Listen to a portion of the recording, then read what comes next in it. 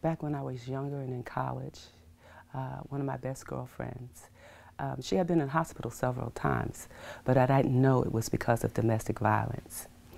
Then one day I was on my way to school and she said, "I'll take you. I need to talk to you." So we were riding and she was telling me all these horrific things that had happened to her.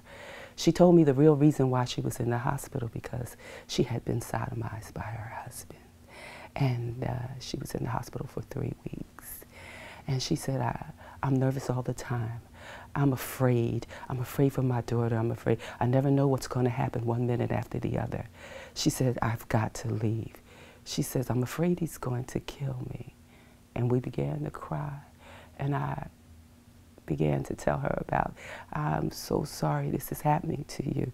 Why wouldn't you tell your parents? Why wouldn't you tell anyone? She said, because she was ashamed.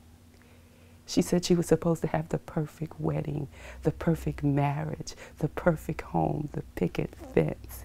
We strive so hard to be the best that we can be because the times that we grew up in, young black girls had to be the best at everything. We had to strive for excellence, and there was no room for error.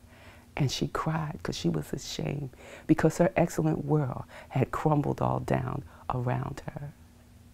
So then we decided she has to get away. So we began to make plans. So that was a Wednesday morning.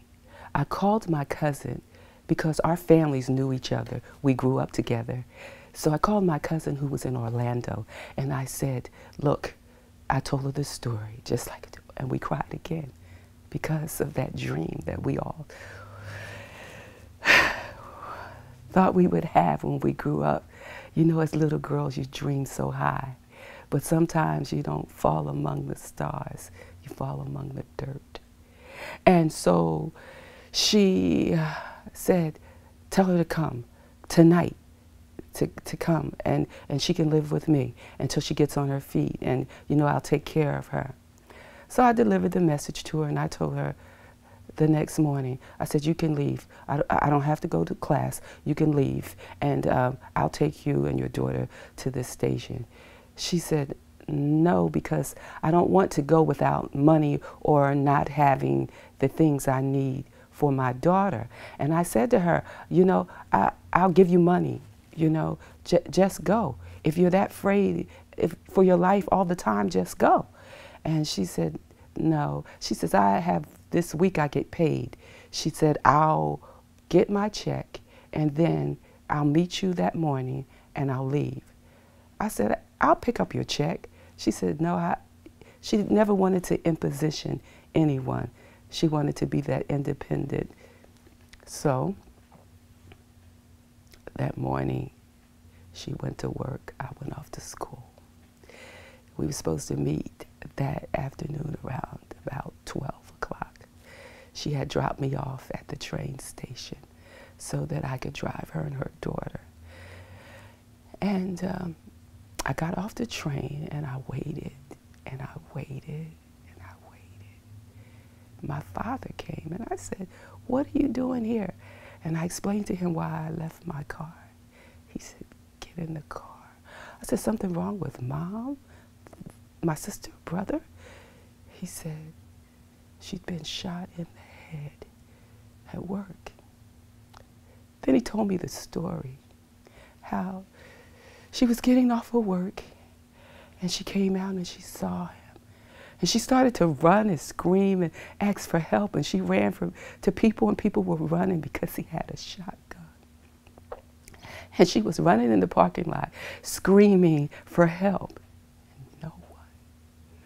No one helped her, and he shot her in the head. When I got to the hospital, her head was so large, swollen. She died that day. I was so distraught. When I say distraught, I just blame myself for so many things that I could have done, should have done, how I should have made her, you know, how I should have told her, swallow your pride. This is not a pride thing. All those things in retro come streaming back at me, you know. This is a life thing. So I was so completely destroyed till I was tranquilized for 3 days. Could not attend the funeral. Had to go to her graveside after and tell all my apologies for not being there. So, after torturing myself, after feeling guilty, after being so unresilient, a friend of mine at work said, you know, Leona, there's a place. It's called A Woman's Place. It helps women with the same problem your friend had. You need to go. You need to go and listen to what they have to say. That was 17 years ago. Her name was Brenda. Her name was Brenda.